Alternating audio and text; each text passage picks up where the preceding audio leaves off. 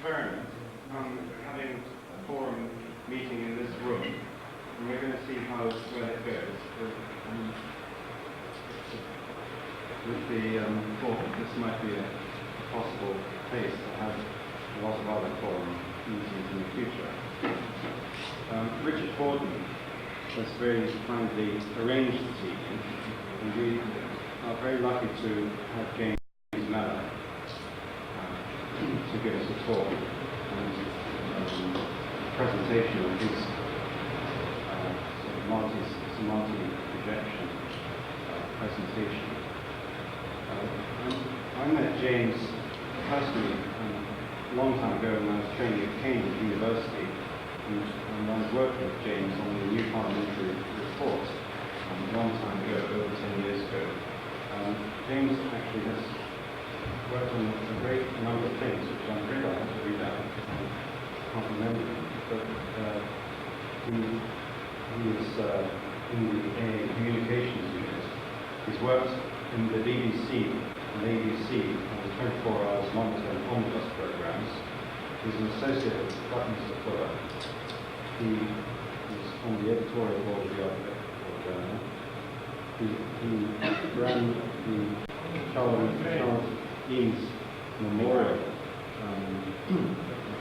series of films, and he's currently running the Renault exhibition in Paris, and also preparing Norman Foster's BBC competition report. James is at the moment an associate of Norman Foster Associates. So I'd like to hand over to Richard Borden who will explain the objectives of this evening's programme. Well, James has asked me to just say that the films of the slides are just going to go through about 17 minutes, and then we're going to have a discussion on it. But for me, it's one of the most interesting visual presentations that I've seen recently since the Eames series of films related to architecture. Just a couple of words about the space here. The ACA plan to redecorate in the next month, so it's not going to be quite so droppy, hopefully. But it's a possible venue for future events. Jan particularly has offered to talk on the 4th of May in 2 months' time, but we will be hoping to find somebody else come on the 6th of April next month. And generally speaking, the first sort of series of talks are to do with people who are working in offices, and the sort of second run of names, if you like, on the ladder, not front names, that one associates necessarily, but I think it could form quite an interesting possibility of talks. Mike Davis is one possibility. We hope to involve some people who are designing outside architecture in aviation and in yacht building. Martin Francis, for example. And we're writing to him to hear about how his aluminium yacht structures are going on tube. So that's really the idea of the next series. And if we can organise something at the Conrad Foundation, we'd like to do that, because it's such a good space. But hopefully we'll see how this evening goes and take it on from there. If any of you have any ideas tonight about speakers you'd particularly like to see over the next, over this year, then please talk to Ron Herron, myself, and Dean. Obviously, it would be anything's on. Okay, James, would you like to start on? In spite of what everybody said, I'm not going to give a talk. I'd like to show the slideshow. It's slightly dicey doing things like this that are actually quite complicated with a sort of one-night stand. Normally one has a lot of time to set up and check everything. So I just pray that it will run cleanly. It was made for the Facility Management Institute, which is the sort of research bit of Herman Miller in the States, and is used by them, I'm told, several times a month at meetings about planning your facilities. with me. It was, the only time I've seen it shown to an audience was in Brussels, where it provoked incredible hostility from the English members of the audience. So what I would really like to do is pray that it will run. Gus Corral, who made this movie, is here. If you want to talk about anything afterwards, we'd be happy to talk with you about it. But in a sense, it ought to say, it was designed to speak for itself. It doesn't go with anybody here in the chat. Although sort of it is followed on by some seminars and arguments and so on. So I think we'll just try and run it, and then afterwards, being a largely English audience, you'll be to throw rocks at us.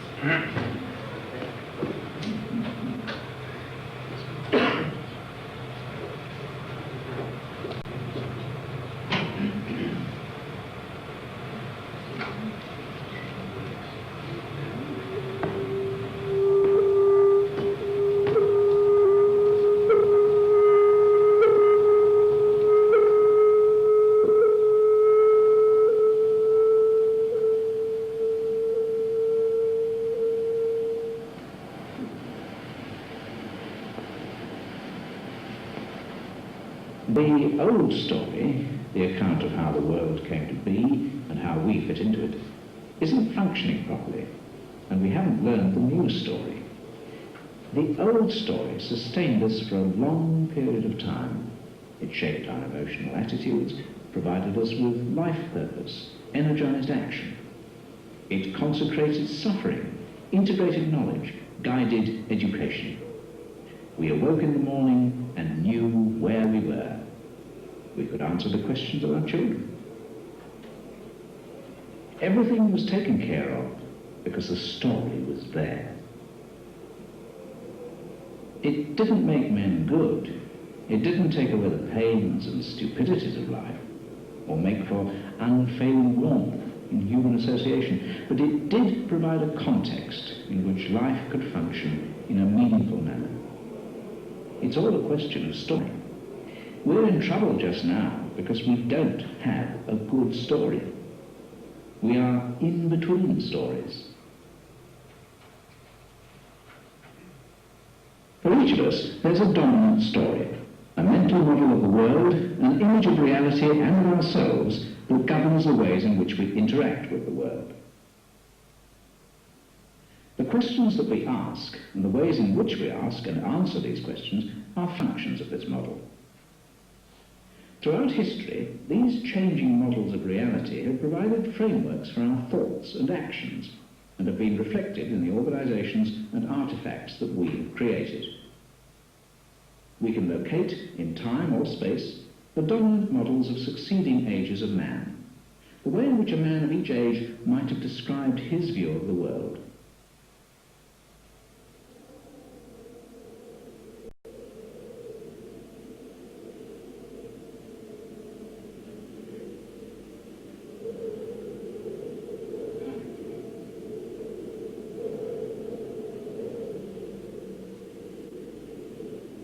The world is what I feel it to be. We are two, the world and me. The world is just as I sense it, see it, touch it, taste it, smell it, hear it. The world is like me.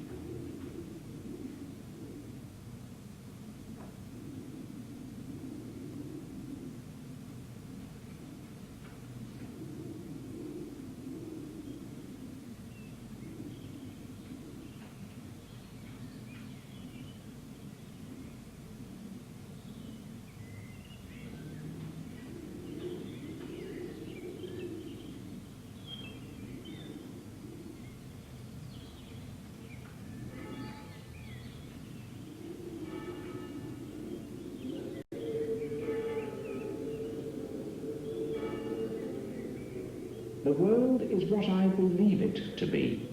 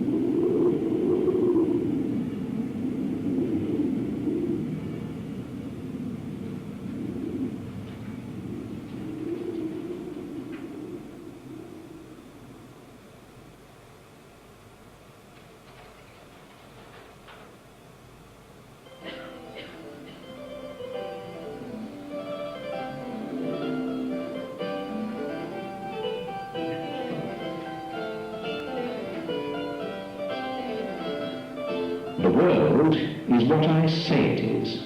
My thinking must be orderly, as the world is orderly. To put order into the world, I classify things. My ideal is to be as objective as possible. My thinking goes from one thought to another according to logic.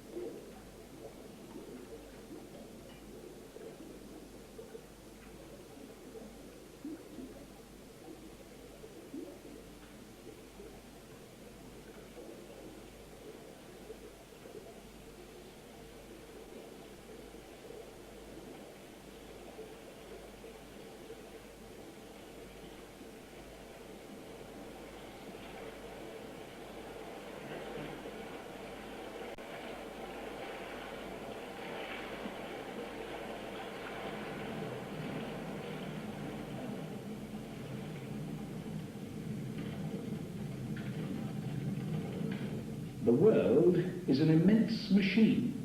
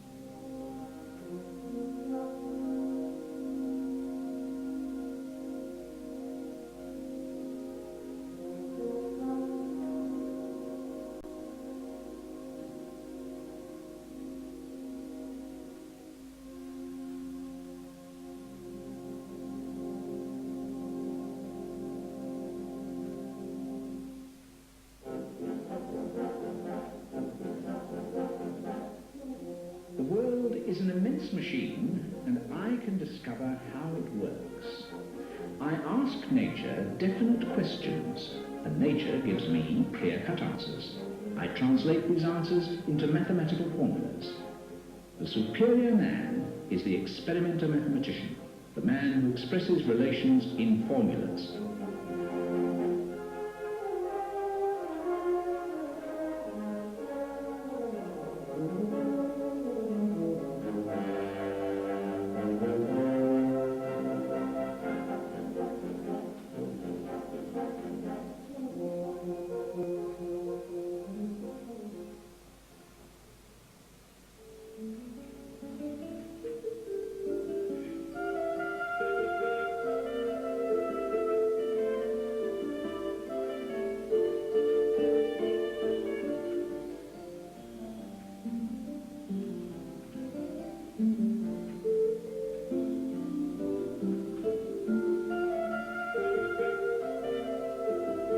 In the last century, we've explored both the world outside and the world inside ourselves, and have become increasingly aware of the complex interactions between these two worlds.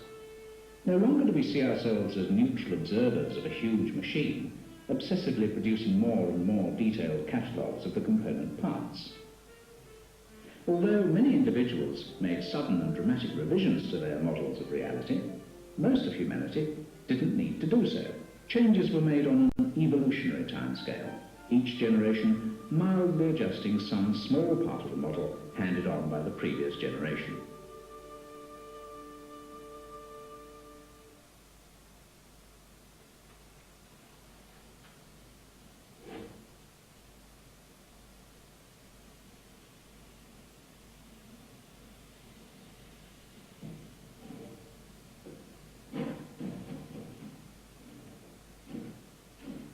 We find all around us evidence that we're still profoundly influenced by these old models.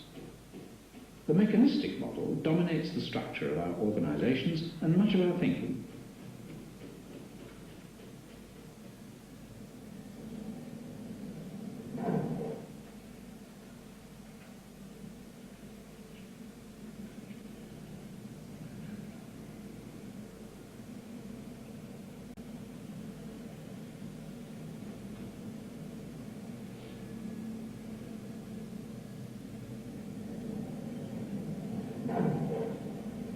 Things are as they are just because we design organizations that produce these very results.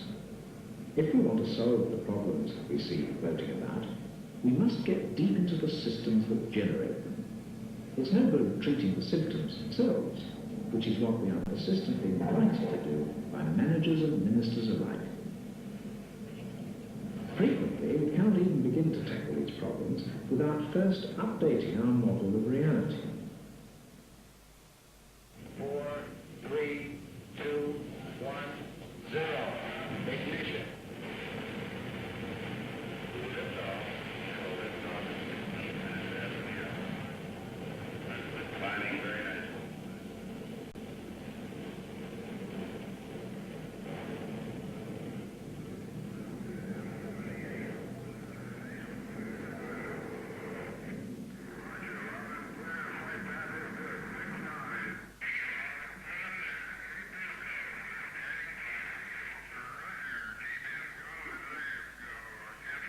Drawing on such fields as cybernetics and general systems theory, we have begun to reassemble the world that we took apart.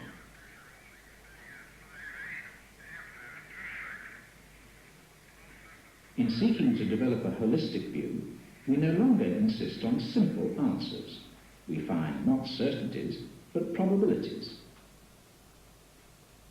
The shift in metaphor is from the machine to the human being. We are like the world we see. We can no longer treat the actual world as simple. We have found in physics, chemistry, ecology, linguistics, and psychology that diversity, interaction, and open systems are the nature of things. A system is an abstraction. It is not a special kind of thing, but a special way of looking at a thing.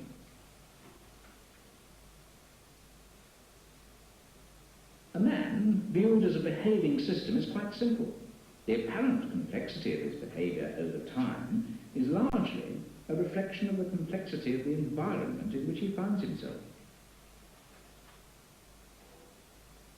We do not see things as they are, but as we are. The system's point of view is not neutral.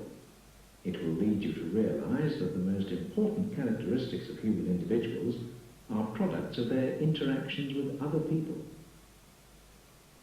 The competent person is one who designs his or her activities to provide the maximum amount of feedback about what is happening in order to detect and respond to errors.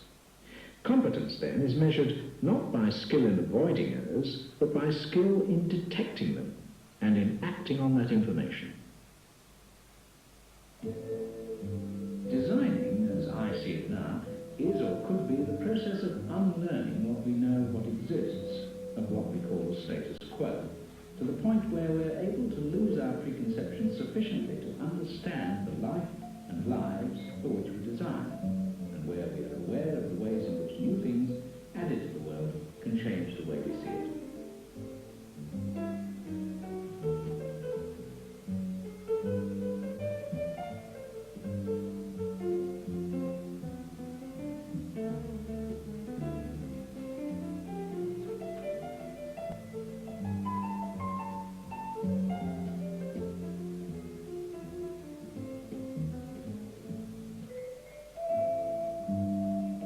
The psychological block on radical change is the worst enemy of all.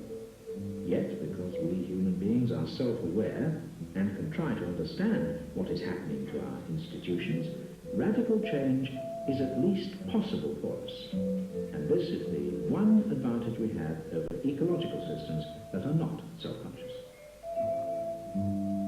To understand change and interaction, I have to free myself from the old hierarchical models. In resisting simplistic answers that deny the possibility of growth and change, I occasionally remind myself that the ultimately stable state is death. The world that I observe is changed by my observation of it. My responses to this world need to be as varied and as complex as the world itself.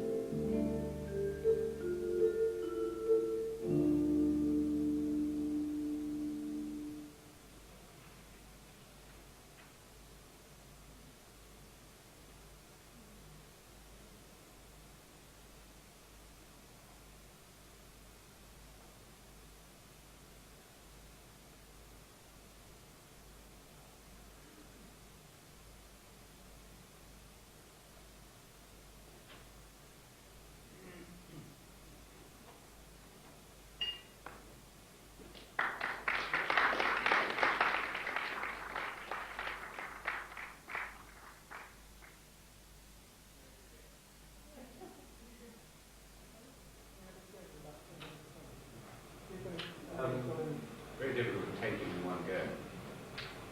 Well, worth watching again. Do we know enough about how to run it yet?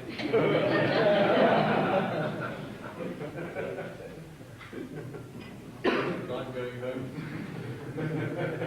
I do some... Okay, some of this out. Men don't have to say this right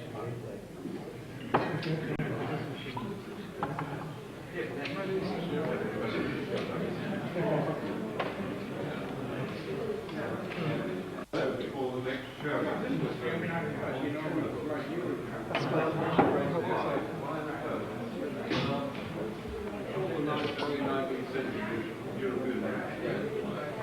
I put it down English philosophical stuff. That was the name. They came for a simple answer to how to grapple with the way things are, and there weren't any on offer. That is in a sense what it is for. FMI say, well, it's not cool, pick some new furniture, or there's no simple answer. It's actually, and it's not going to get comfortable. And I think These were a specific group that come for an answer and they weren't given. well, I mean, this was the first thing they were explaining very early. They had 3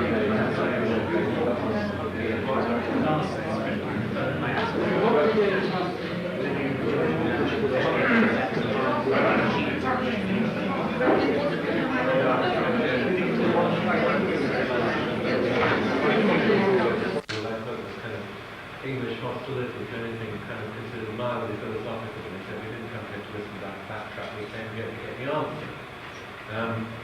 And in a sense, Herman Miller were not upset because one of the things that they were arguing was that there were the simple answers. So, I mean, I find it quite refreshing that Herman Miller don't pretend that if you get a new set of furniture or appliances will solve. But I understand why people would like it to be a simple answer.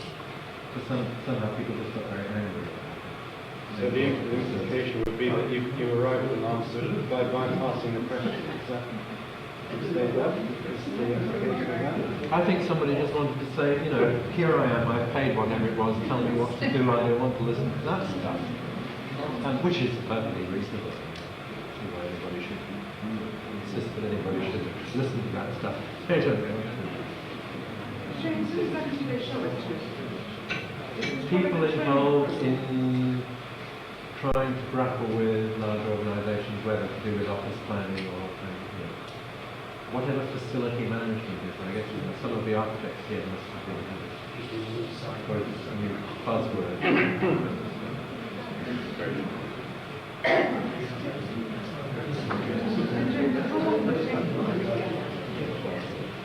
How long did it take to put together that? We actually had very, very little time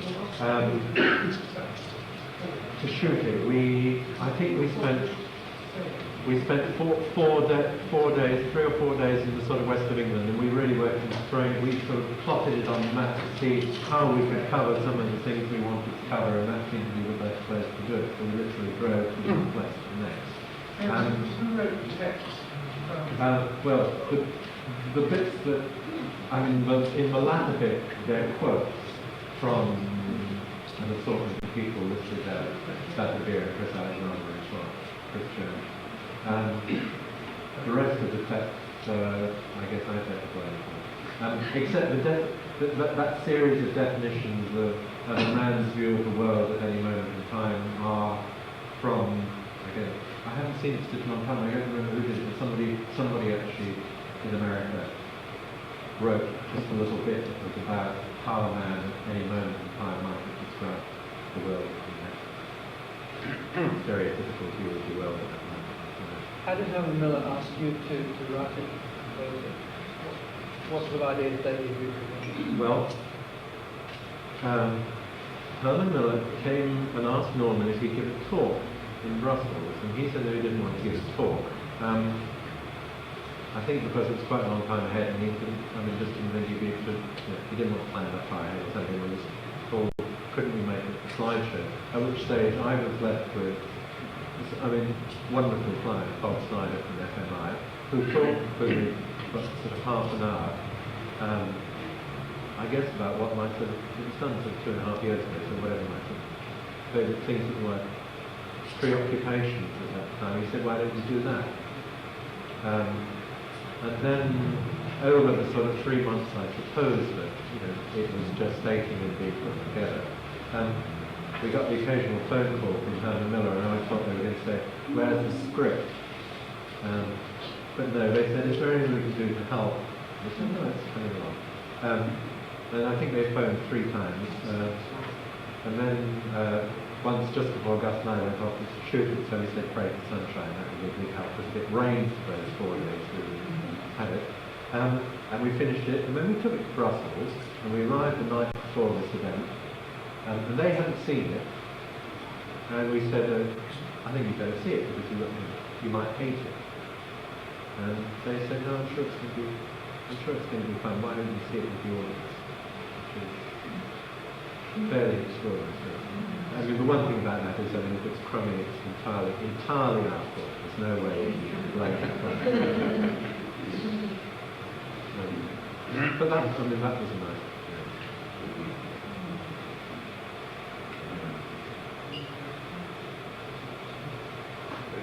done quite quickly. It was done quite quickly, wasn't Yeah. it? We spent those days in the west of England. We then did Kew and the pumping station and various bits and pieces. So 3 or 4 days or half days. I guess we spent. Yes, it was. I think there was a bit of. I think it slowed down a bit at the end because at the end the sequence changed. Part of that. Yes, in fact, all the things that we originally thought we didn't have enough money to shoot anything, and we had to do with library material. But we then discovered that cost actually dramatically more on the ship. We could never get any of the shots, anything that we wanted. How did you get the soundtrack? I mean, did you get it from BBC Soundtrack? No, we went into the studio and it was totally built there, and some of you will remember the late night lineup. Various people sort of had a look at the scripts and but Tony was absolutely marvellous. He actually could read it like he knew what it was about, and the sound was just, it's windmill sound. yes, those windmill is made of wind and rocking chair, creaking rocking chair. But that's if you go into the dubbing studio, they've got thousands of cassettes of every kind of sound effect. I think a bit of rocking chair with the wind would probably do it. What about some figures? How many slides were in that? How many were that you edited down for? Oh, there are nine projectors there, and the maximum is 80. So. I think about 500. 500, 600, something like that. Each slide. But as slideshows go, that's really quite leisurely. Now, because the technology, I mean, you program this thing on a keyboard, because the technology is now so amazing, almost all the shows can just completely kind of zap you with it. The faster the projector will change, the faster people feel compelled. Is this much more or less expensive than a film? I know it's an entirely different thing, but compared to the film. I mean, Gus, Liable would be much less. I mean, to have made this on film. But the reason for doing it is to get this judgment decision that you can't get this film. That's how it started. Yes. I mean, not just because it's cheaper. No, but there's something about the quality of the image that you actually, because the slide is big and each screen is a full slide, so it's hard. But on the other hand, now the technology's got so kind of fast, people are actually shooting stills with moving lips and managing to change the slide fast enough that you're almost kind of like that. Which seems to be absolutely ludicrously effective with a film camera.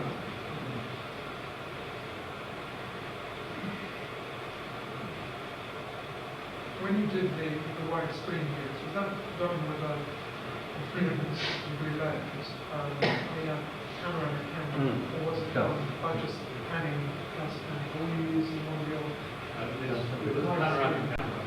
So it has a lens that goes, if you look this way, like that. It's actually, I mean, the one you have is actually a fairly simple Russian device. Yes, it was a type Russian device, which is in many ways very nice, but in some ways very limited. I couldn't do interiors with it, for instance. We haven't got the light power, the light gathering power. There were certain things you can do. Actually, Gus didn't go to New York especially to shoot that on the shop room. No. From his collection. Do you use power drive on the cameras? the tracking camera is power-driven? It's clockwork. It's a simple spring mechanism. It's a spring against some kind of retarding gear. So it just springs round against the But it does it on something that's just fractionally more than 3 35mm slides together, so you can cut that.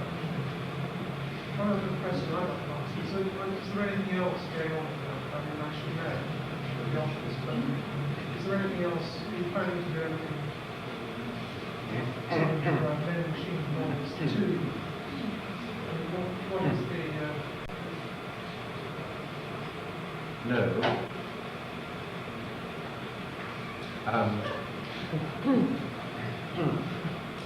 I suppose were that particular client to ask to do something again, that would be I would leave it because of the question.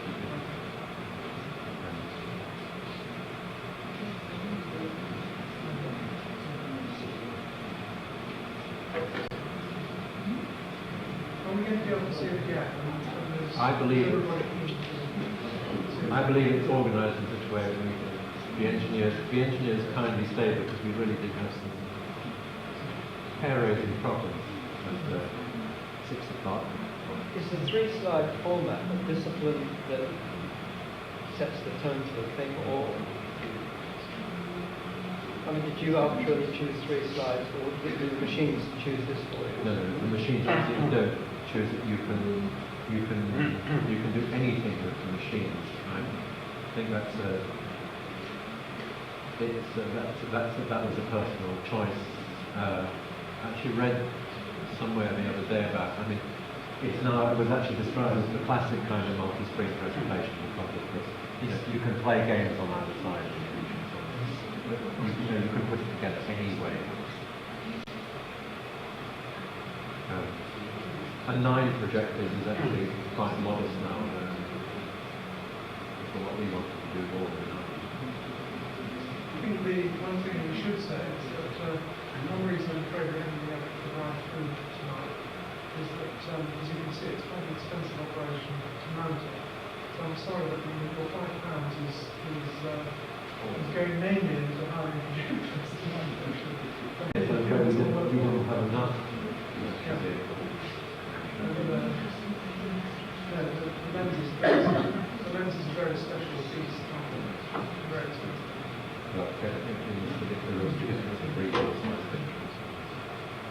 James, can I ask, what do you want to talk about this evening? I mean, did you want us to look at your film and ask you what lens you used, that sort of thing, or No. what were you hoping for? How much it costs to make and what film you used? Not really. No, I actually didn't have any preconception. I was happy. I mean, Richard asked if we could organise the show. It has only been shown sort of once in England before. I was happy that if anybody wanted to see it, then they'd have the opportunity to see it. I was not planning to talk, and it was really what you wanted to do after. I'm happy to. Well, James, I think in this context, perhaps would be thought of as preaching and converting. We hope to all agree anyway, in a sense. Or is it actually totally mystified? That's what I don't know. I mean, there's a point at which you sort of work on the thing and you think you know what it's about. I haven't seen it for about a year. I thought there was a bit of a jump between 1950 Pompous, isn't it? late 20th century and mid to late 20th century technology. 2 years of things. So, suddenly not gone. But outwards. But otherwise, it was I wouldn't say it when I saw it again. All the machines are somewhat benevolent too. I mean, there's no war images. No. All the presentations they do is for a very large crowd of people. No. So I we're thinking much too complicated structure than everything else for a small group of people. And I wonder why I couldn't do it for that thing. I do. Well, I mean, to make a film which would be, fairly conventional, things to do in this situation would be considerably more expensive. It was also, I mean, something about the quality of the image and wanting to celebrate, I mean, for us, the visual quality of some of those things and the generosity of partnership with that. Then we should take this Oh no, not their thing. They didn't ask for anything. There was no brief. I think that's the joy of it in a way. I mean, in some senses, we are kind of impossible things at the end, slightly biased this thing. Maybe that's because I'm so close to Well, I mean, the true story, that interestingly enough, was again there was no request from Foster's to put a Foster thing, rather the opposite. But in trying, I mean, when Gus and I talked about trying to find somewhere that people worked, but was a little kind of cheerful, Willis favoured. It was our choice actually to shoot there. It was, so, I'm quite sure no one read that. It wasn't that we piece across the 2 hour tour. It was, where could we go to shoot somewhere that had that kind of James, to go back to the script, the show starts off with talking about the story and the lack of the appropriate story. And the conclusion ends up with the idea of sort of inter-reacting systems. But how do you think, sort of relating it back to architecture, which we're all sort of involved with, how do you think that actually ties up, or rather, the question is how do sort of conventional practicing architects view the world in the terms set out in this film? What is the view of the world of your sort of cross-section of currently practicing architects? Judge from the work that they produce. Well, I mean, as a non-architect who's kind of messed with architects over a long period, no, I suspect that they don't. I mean, but that's, I suppose in that way, in that sense, it was working as somebody who just goes around looking, particularly. Well, actually, I mean, just today when we were driving around and looking at things that were recently unveiled, yes. They seem, I mean, to me personally, have nothing to do with what I understand the world to be. Yeah. So how did they come to get that way? I mean, they didn't get that way by pure accident, did they? How the hell do we end up with being surrounded by what we're surrounded with? You know, the way the world actually is. And how have we actually managed to end up? That's not unique to architecture, is it? I mean, I'm trying to, I mean, certainly partly about one's arguing that institutions are like that too, that they actually have nothing to do with what at certain moments we know the world to be like. But equally, but that whole thing about about change and sort of grappling with change and understanding that people feel uncomfortable with change. Most people feel uncomfortable. I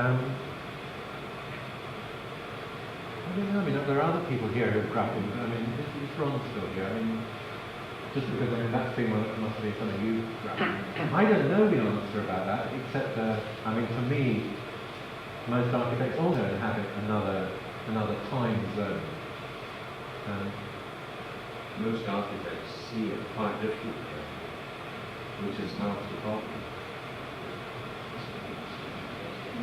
Well, how do they see it? I don't know. I mean, you may say. I mean, we're all. It's always interesting watching it. I think James is making some sort of story. I'm sure Theo would in fact disagree with the philosophical state, for instance. But I can see that you can read that thing as very, very beautiful. The visual thing that we sit and see. I mean, I'm fascinated that most people want to see it again, which is absolutely bloody ridiculous, in a sense, isn't it?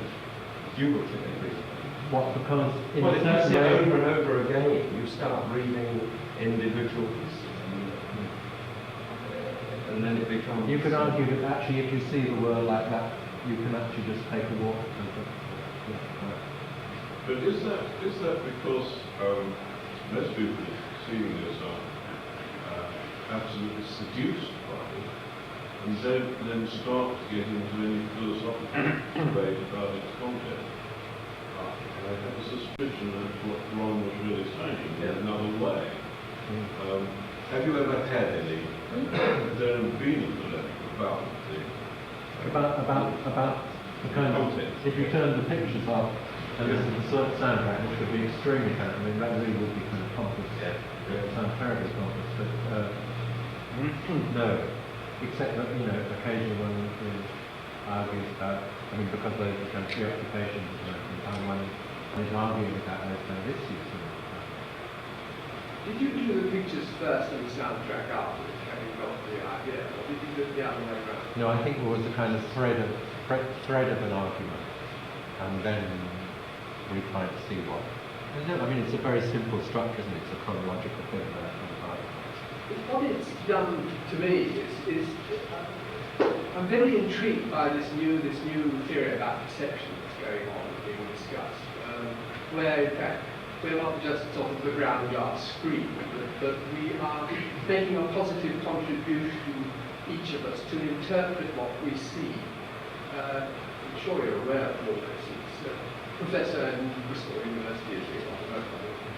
And it would intrigue me to see the same sort of thesis actually interpreted not in a historical way, but in the way that the human brain actually contributes to interpreting what it sees. We interpreted that, I think, through the figure of the guru, who had that idea a long time ago. Yeah. I would have thought that this medium lends itself particularly to, instead of having a continuous and fairly straightforward story, to a controversial story, where you have two points of view juxtaposed. This would be very, and architecture, I think this would be very topical, because they're very strong, literary news. I would have thought that would be much more effective than without a continuous story behind our own. I mean, in that sense, I wasn't actually trying to make a statement about architecture. Yes, and it could be used for polemic issues. To show two sides.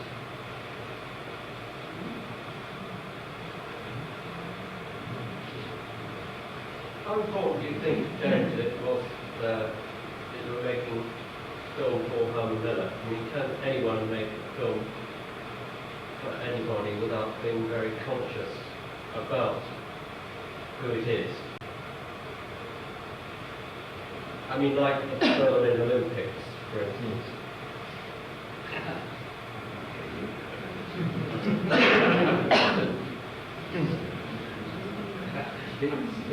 It's 2 years ago.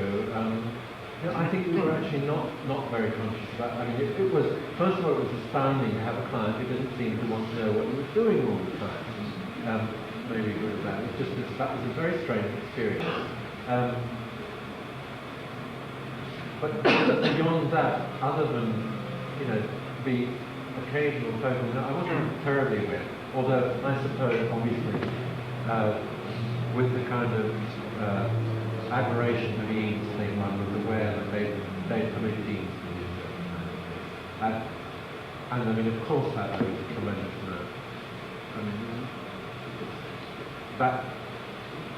mean, Peter Smith has written about the way, but I mean, Eames actually taught us to, I mean, certainly, I think, an awareness about seeing certain kind of things, but it's actually, it's not just about seeing things, it's about understanding.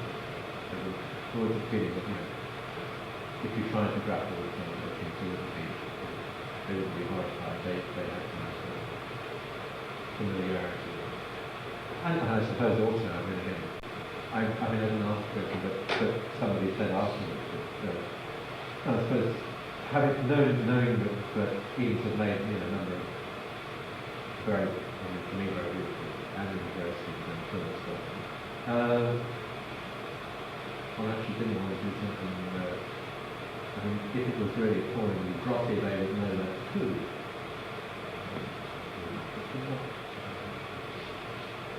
No, I mean, I mean, I still talk with people to whom that was made, They're stimulating, interesting,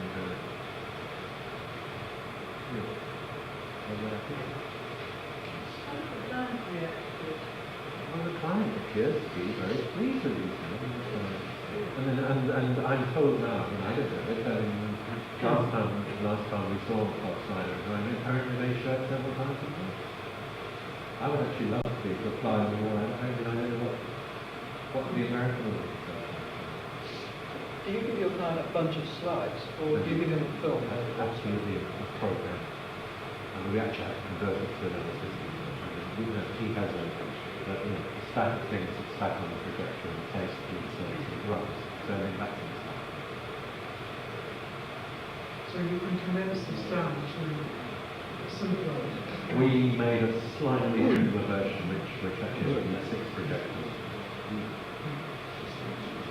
The risk of asking for the restaurant, who does the American show to? Well, people who come to these kind of finding things. It's called facility managers, but facility managers is people from large corporations who have to grapple with the cost of federally based out and facilities and environment people. It's not been widely used for civil lecture service or schools. Yes, I really don't know.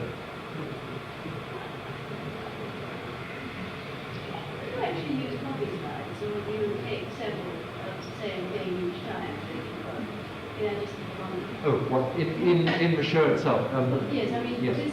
These are. How and Meller have another copy of? Yes, they're duped slides, but shot in duped with some quality control, not just.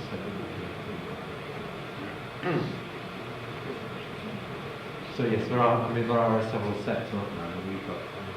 But I don't know whether Herman Miller got more than 6 projector version. We've got, and we still have the originals. The originals are not.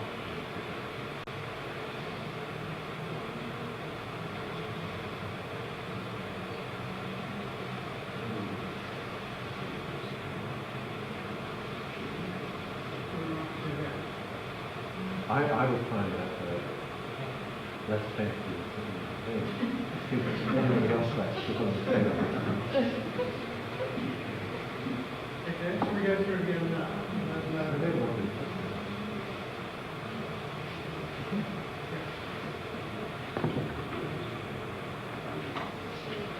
Okay. Gus.